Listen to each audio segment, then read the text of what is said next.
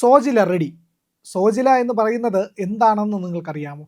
അതായത് കാശ്മീരിനെയും ലഡാക്കിനെയും തമ്മിൽ ബന്ധിപ്പിക്കുന്ന ഒരു പാത. ഏറ്റവും ഉയരത്തിൽ സ്ഥിതി ചെയ്യുന്ന ഒരു പാത എന്നൊക്കെ വേണമെങ്കിൽ വിശേഷിപ്പിക്കാൻ പറ്റും. കാരണം അത്രയേറെ ഉയരത്തിലാണ്. 11,600 അടി ഉയരത്തിലാണ് ഈ പറയുന്ന പാത ഉള്ളത്. ഈ പാത മഞ്ഞുകാലമാകുമ്പോൾ മഞ്ഞ് വീണ് മൂടപ്പെടും.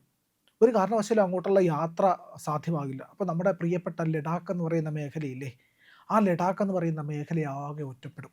അവിടേക്ക് അവശ്യ സർവീസുകൾ എത്തില്ല, അവശ്യ സാധനങ്ങൾ ഭയങ്കര ക്ഷാമം വരും, അത്യാഹിതത്തിന് വേണ്ടിയിട്ടുള്ള സേവനം പോലും ലഭിക്കില്ല. എന്തിന്, നമ്മുടെ സൈനികർക്ക് പോലും ഈ വഴി അങ്ങോട്ട് കടന്നു ചെല്ലാൻ കഴിയില്ല.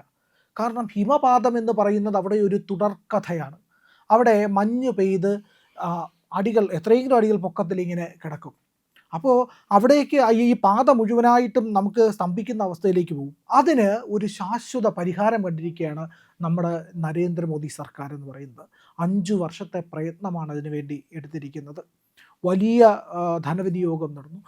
അതുമാത്രവുമല്ല, അത്രയേറെ സൂക്ഷ്മതയോടുകൂടി ചെയ്ത ഒരു ജോലി ഇന്ന് ഫലപ്രാപ്തിയിലെത്തിയിരിക്കുന്നു. അതായത് സോജിലയിലെ ടിൻ ടണൽ ഇന്ന് നമുക്ക് രണ്ടറ്റവും കൂട്ടിമുട്ടിയിരിക്കുന്നു എന്ന് പറഞ്ഞു കഴിഞ്ഞാൽ, രണ്ടറ്റവും കൂട്ടിമുട്ടുക എന്ന് പറഞ്ഞു കഴിഞ്ഞാൽ എന്താ, നമ്മൾ പറയില്ലേ സാധാരണ, ഒരു മാസത്തിൻ്റെ രണ്ടറ്റവും കൂട്ടിമുട്ടിക്കാൻ വേണ്ടി പാടുപെടുന്നു എന്നൊക്കെ പറയില്ലേ, അതുപോലെ അതിനേക്കാൾ വലിയ പാടാണിത്.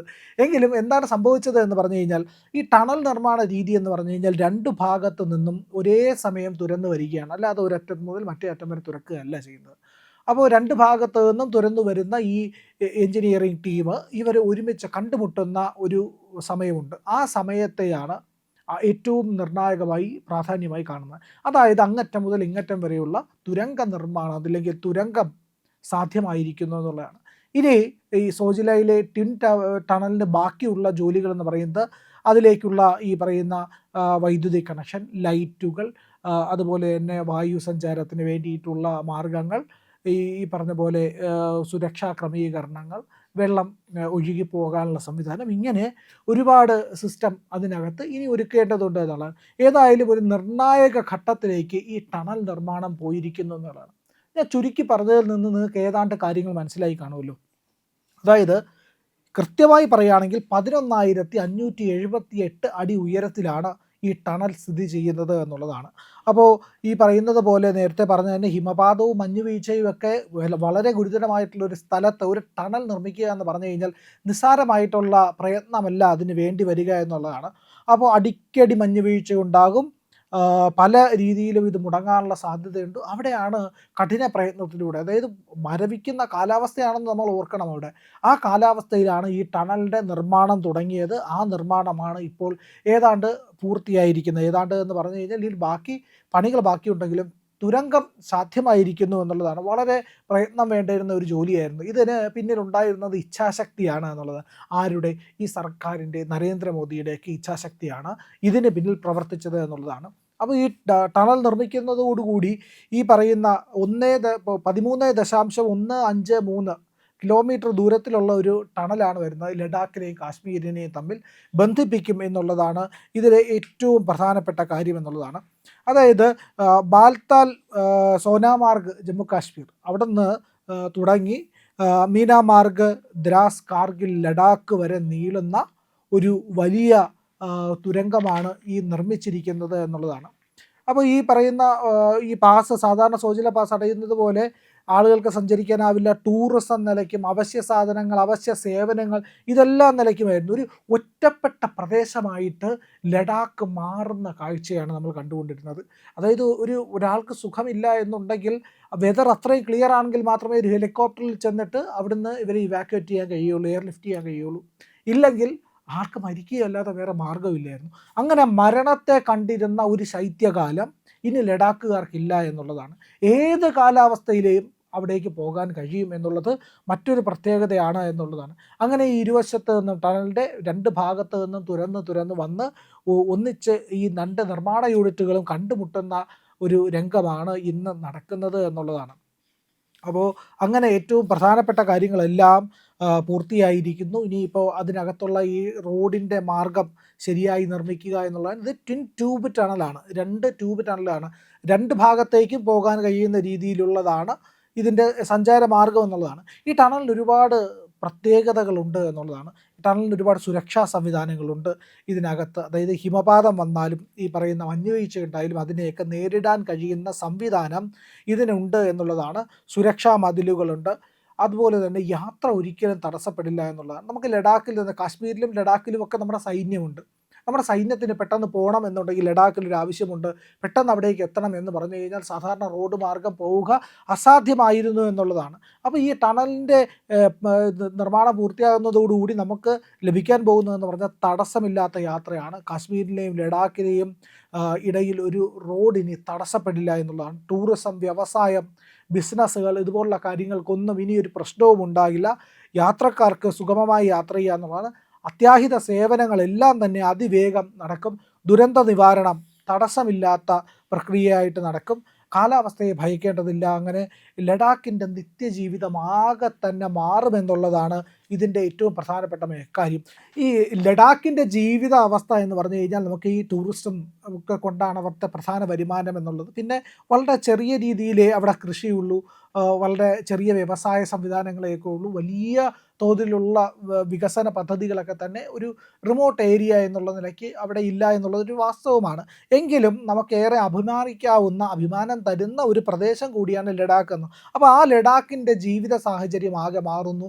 വലിയ വികസന കുതിപ്പിലേക്ക് അവിടെ പോകുന്നു എന്നുള്ളതാണ് ലഡാക്കിൻ്റെ ഈ ഉണ്ടാകുന്ന മാറ്റത്തിൽ ഏറ്റവും പ്രത്യേക കാര്യം. ഇനിയാണ് അതിൽ ഏറ്റവും നിർണായകമായി ഭാരതത്തിൻ്റെ സ്ട്രാറ്റജിക് ആയിട്ടുള്ള ഒരു ഇമ്പോർട്ടൻസിനെ പറ്റി പറയാൻ പോകുന്നത്. അതായത് നമ്മളുടെ സൈന്യം എല്ലാ കാലത്തും ഭീഷണി നേരിടുന്ന മേഖലയാണ് ജമ്മു കാശ്മീർ എന്ന് പറയുന്നത്. ജമ്മു കാശ്മീർ, ലഡാക്ക് റീജിയൻ എല്ലാം ഉൾപ്പെടുന്ന നമ്മുടെ ഭാരതത്തിൻ്റെ ശിരസായിരിക്കുന്ന ആ ഭാഗത്താണ് നമുക്ക് 2 ശത്രുക്കളുള്ളത്. വലിയ ഗുരുതരമായ പ്രശ്നങ്ങൾ എല്ലാ കാലത്തും നമുക്ക് നേരിടേണ്ടി വന്നതും ഈ മേഖലയിലാണ്. ഒന്ന് പാകിസ്ഥാനാണ് പടിഞ്ഞാറ് ഭാഗത്ത്, കിഴക്ക് ഭാഗത്ത് ഈ പറയുന്ന ചൈനയും. അപ്പോൾ ലഡാക്ക് പോലുള്ള നിർണായക പ്രദേശങ്ങൾ പിടിച്ചടക്കാൻ വേണ്ടി അവർ നോക്കിയിരിക്കുകയാണ് എന്നുള്ളത് നമുക്കറിയാവുന്ന കാര്യം കൂടിയാണ്. അപ്പോൾ അവിടേക്കുള്ള സൈനിക സഞ്ചാരം വളരെ വേഗത്തിൽ നടക്കുമെന്നുള്ളതാണ്. 13 കിലോമീറ്ററേ ഉള്ളൂ. ടണലിലൂടെ നമുക്ക് അതിവേഗത്തിൽ എത്താൻ കഴിയുമെന്നുള്ളതാണ് ഏറ്റവും പ്രധാനപ്പെട്ട കാര്യം. നമ്മുടെ സൈനിക വിന്യാസം വളരെ വേഗത്തിൽ പൂർത്തിയാക്കാൻ കഴിയും. അവിടത്തേക്കുള്ള ലോജിസ്റ്റിക്സ്, അതായത് സൈനിക ലോജിസ്റ്റിക്സുകൾ വളരെ പെട്ടെന്ന് എത്തിക്കാൻ കഴിയും. അതിനെല്ലാം അനുയോജ്യമായ രീതിയിലാണ് ഈ തുരങ്കങ്ങൾ നിർമ്മിച്ചിരിക്കുന്നത് എന്നുള്ളതാണ്. ഇനി മറ്റൊരു കാര്യം എന്ന് പറഞ്ഞാൽ, ഇതെന്തുകൊണ്ട് ഇത്രയും കാലമായിട്ടും സാധ്യമായില്ല? ഇത്രയും കാലമായിട്ടും ഇത് സാധ്യമാകാത്തതിന് കാരണം ഇച്ഛാശക്തിയുള്ള ഒരു സർക്കാരില്ലായിരുന്നു എന്നുള്ളത് കൊണ്ടാണ്. നമ്മുടെ AK ആൻ്റണി ഉണ്ടല്ലോ, മലയാളിയായ നമ്മുടെ പ്രതിരോധ മന്ത്രിയായിരുന്ന AK ആൻ്റണി പാർലമെൻറ്റിൽ പറഞ്ഞ കാര്യം എന്താണെന്ന് അറിയാമോ? നമ്മൾ ബോർഡറിലെ, അതിർത്തിയിലെ റോഡുകളൊന്നും വികസിപ്പിക്കില്ല. അവിടെ റോഡുകൾ വികസിപ്പിക്കില്ല, അവിടുത്തെ പാലങ്ങൾ പണിയില്ല, ഒന്നും ചെയ്യില്ല. എൻ്റെ പ്രത്യേകത എന്ന് പറഞ്ഞു കഴിഞ്ഞാൽ അങ്ങനെ ആകുമ്പോൾ ശത്രുവിന് ഇങ്ങോട്ട് വരാൻ കഴിയില്ല.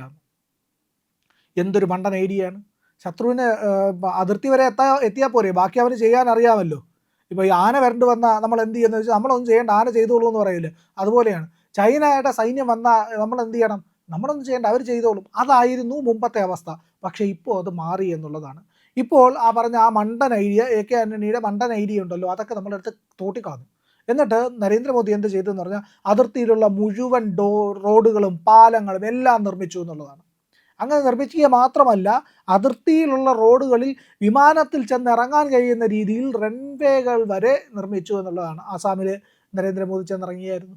അപ്പോൾ ഇതുപോലുള്ള കാര്യങ്ങളെല്ലാം ചെയ്തുകൊണ്ട് വൻ വികസനം ഈ മേഖലകളിലെല്ലാം ഉണ്ടാക്കി. ബോർഡർ റോഡ് ഓർഗനൈസേഷൻ എന്ന് പറയുന്ന ഒരു മഹത്തായ ഇൻസ്റ്റിറ്റ്യൂഷൻ നമുക്കുണ്ട്. ആ ഇൻസ്റ്റിറ്റ്യൂഷനെ അഭിമാനകരമാം വിധം വികസിപ്പിച്ചെടുത്തുകൊണ്ടാണ്, അതിനെ കൂടുതൽ ശക്തി പകർന്നുകൊണ്ടാണ് നമ്മുടെ പ്രധാനമന്ത്രിയും നമ്മുടെ ഇപ്പോൾ രാജ്യം ഭരിക്കുന്നവരും ഈ സംവിധാനങ്ങളെല്ലാം ഒരുക്കിയെടുത്തത്. അതുകൊണ്ട് തന്നെ നമുക്കിപ്പോൾ ബോർഡറുകളിൽ റോഡുകൾ എല്ലാം ആയി കഴിഞ്ഞു. നമ്മുടെ ഇന്ത്യ പാകിസ്ഥാൻ ബോർഡർ ഉണ്ടല്ലോ, ആ ബോർഡറിലൊക്കെ പൂർണ്ണ തോതിൽ ഫെൻസിങ് എല്ലാം ചെയ്ത്, ആ ഫെൻസിങ് എല്ലാം സ്മാർട്ട് ഈ പറയുന്ന സിസ്റ്റംസ് എല്ലാം ക്രിയേറ്റ് ചെയ്തുകൊണ്ട് നിരീക്ഷണ സംവിധാനങ്ങളെല്ലാം ഒരുക്കിയിട്ടാണ് നിലനിൽക്കുന്നത്, മുന്നോട്ട് പോകുന്നത് എന്നുള്ളതാണ്.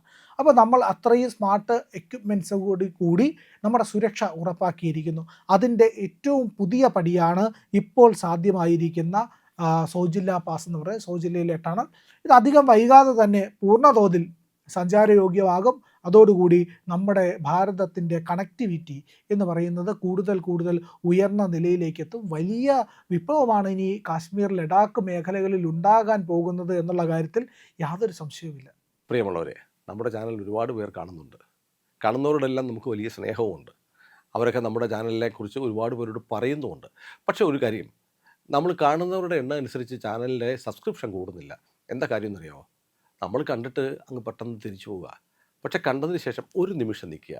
നമ്മുടെ ചാനലിൻ്റെ IND എന്ന് പറയുന്ന ലോഗോ ഇല്ലേ, അവിടെ ഒന്ന് വിരലമർത്തിയാൽ ചാനലിൻ്റെ ഫീഡ് തുറന്നു വരും. അവിടെ സബ്സ്ക്രൈബ് എന്നൊരു നീല നിറത്തിലുള്ള ബാറുണ്ട്. അവിടെ ജസ്റ്റ് ഒന്ന് തൊടുക. തൊട്ടടുത്തൊരു മണിയുടെ ചിത്രമുണ്ട്, ബെല്ലൈക്കൺ. അവിടെയും ഒന്ന് തൊട്ടാൽ നിങ്ങൾക്ക് നമ്മുടെ എല്ലാ വീഡിയോകളും കാണാനുള്ള നോട്ടിഫിക്കേഷൻ കിട്ടും. മാത്രമല്ല ചാനലിൻ്റെ ഒരു സബ്സ്ക്രൈബറായി മാറുകയും ചെയ്യും. അത് ഞങ്ങൾക്ക് വലിയ സഹായമായിരിക്കും. ഉറപ്പായിട്ടും അത് ചെയ്തിട്ടില്ല എങ്കിൽ ഇപ്പോൾ തന്നെ ഒന്ന് ചെയ്യണേ.